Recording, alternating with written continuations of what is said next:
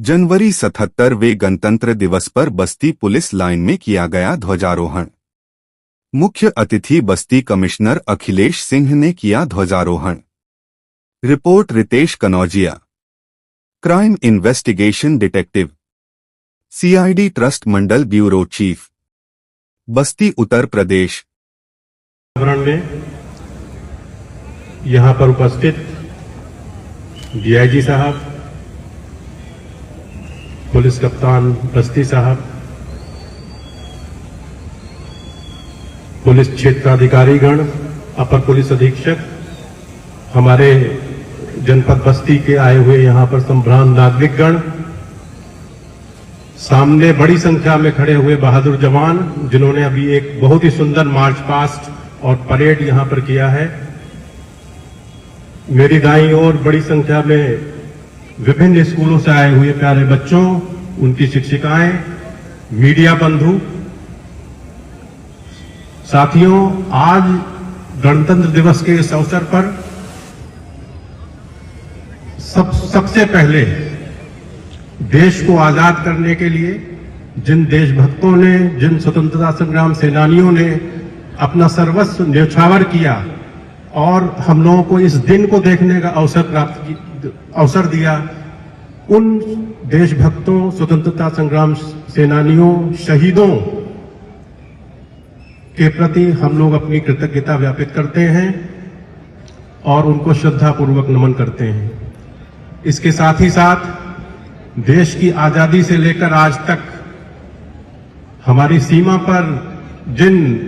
सशस्त्र बलों ने, केंद्रीय बलों ने, हमारे सुरक्षा बलों ने जो शहादत दी है, उस शहादत को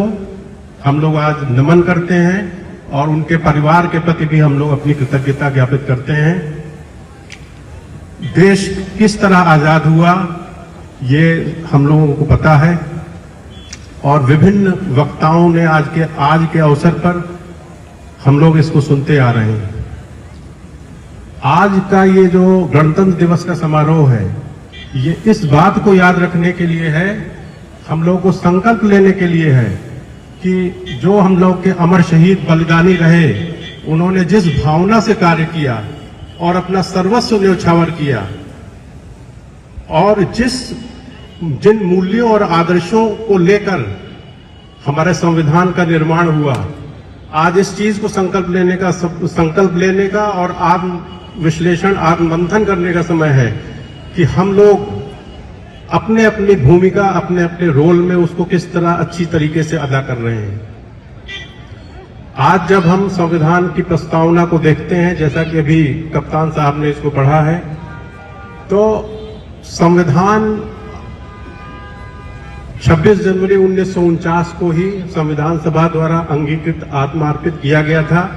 और वो कॉन्स्टिट्यूएंट असेंबली या संविधान सभा जो थी, वो हम लोगों की ही प्रतिनिधि, भारत के लोगों की प्रतिनिधि थी। भारत के लोगों ने ही इसको अंगीकृत और आत्मार्पित किया है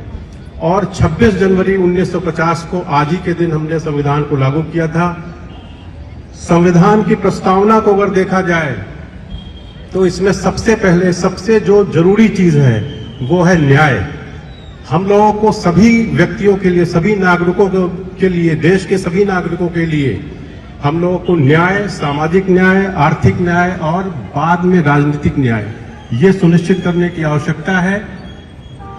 न्याय के साथ साथ विचार, अभिव्यक्ति, विश्वास, उपासना की स्वतंत्रता और सभी के लिए समान अवसर और सभी की परिस्थिति, स्टेटस सबका समान है। कोई भी व्यक्ति किसी भी जाति, भाषा, धर्म, संप्रदाय का हो, यहां पर उसको समान अवसर है और सबकी स्थिति जो है समान है। और अंत में इसका जो संविधान की प्रस्तावना का जो मूल उद्देश्य है कि हम लोग किस तरह भारत की एकता को अक्षुण्ण और सुनिश्चित रखें और इसके लिए आवश्यक है कि जो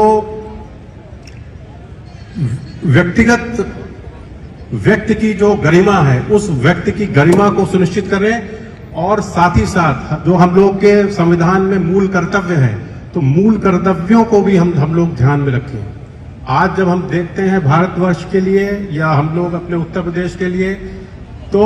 पिछले जो है 77 वर्षों में देश ने प्रत्येक क्षेत्र में जो है अभूतपूर्व प्रगति किया है, चाहे वो कृषि का क्षेत्र हो, चाहे विज्ञान का क्षेत्र हो, चाहे स्पेस टेक्नोलॉजी का क्षेत्र हो, चाहे रक्षा का क्षेत्र हो, चाहे आर्थिक क्षेत्र हो। बहुत जल्दी ही हम लोग आज जैसा कि है कि चौथी विश्व की जो है अर्थव्यवस्था है और बहुत जल्दी हम लोग जो है तीसरी अर्थव्यवस्था की ओर अग्रसर हैं। इसी तरीके से उत्तर प्रदेश का कंट्रीब्यूशन भी, अगर हम लोगों को विकसित 1947 तक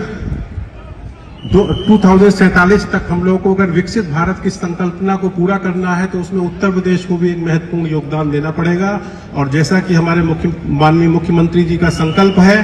कि 2029-30 तक हम लोग अपने उत्तर प्रदेश को जो हम लोग का कंट्रीब्यूशन रहेगा वो कम से कम $1 ट्रिलियन की इकोनॉमी का कंट्रीब्यूशन रहेगा। आज हम लोग देखते हैं तो सबसे जो आवश्यक चीज है सुरक्षा व्यवस्था, कानून व्यवस्था के क्षेत्र में हम लोग देखते हैं तो हम लोगों ने अभूतपूर्व प्रगति किया है। आज हम लोग विश्वास के साथ कह सकते हैं और आप लोग को आश्वस्त कर सकते हैं कि रूल ऑफ लॉ है उत्तर प्रदेश में। जो भी जिस तरीके से माफियागिरी का राज्य था, जो एक ऑर्गेनाइज्ड क्राइम था, वो लगभग समाप्त है और जो तमाम तरीके की ऑर्गेनाइज्ड क्राइम में लूट, हत्या, इस तरह के चीजों में काफी कमी आई है। आज जो हमारे बहादुर जवान यहाँ पर हैं, उनको मैं ये कहना चाहता हूं कि आप लोगों के लिए उत्तर प्रदेश सरकार, चाहे वहां पर बैरक की व्यवस्था हो, चाहे आधुनिक सुविधाओं की व्यवस्था हो, इंफ्रास्ट्रक्चर की व्यवस्था हो, आज जो है सब चीजों में आप जो भी आधारभूत संरचना है, इंफ्रास्ट्रक्चर है, उसमें पुलिस विभाग में मैं देख रहा हूं पिछले खास तौर से 4-5 सालों में बहुत ही वृद्धि हुई है और हम लोग ये चाहेंगे कि इसी तरह इसकी उत्तरोत्तर जो है वृद्धि हो। आज सब कुछ माहौल अच्छा है तो हम लोग को अंत में मैं अपनी बात ये कहना चाहूंगा कि हम लोग एक संकल्प लें कि जिस तरह से स्वतंत्रता संग्राम सेनानियों ने अपना सर्वस्व न्यौछावर किया, जैसा कि प्रधानमंत्री मोदी जी ने एक बार कहा था कि हम लोगों को अपने देश के लिए मरने का अवसर नहीं मिला, किंतु हम लोगों को अपने देश के लिए जीने का अवसर मिला है। तो हम लोग अपना जीवन इस तरह से जिए कि जो हम लोगों की संवैधानिक कल्पना थी, जो जिन मूल्यों और आदर्शों के लिए संविधान का निर्माण हुआ था और जिन मूल्यों और आदर्शों के लिए हमारे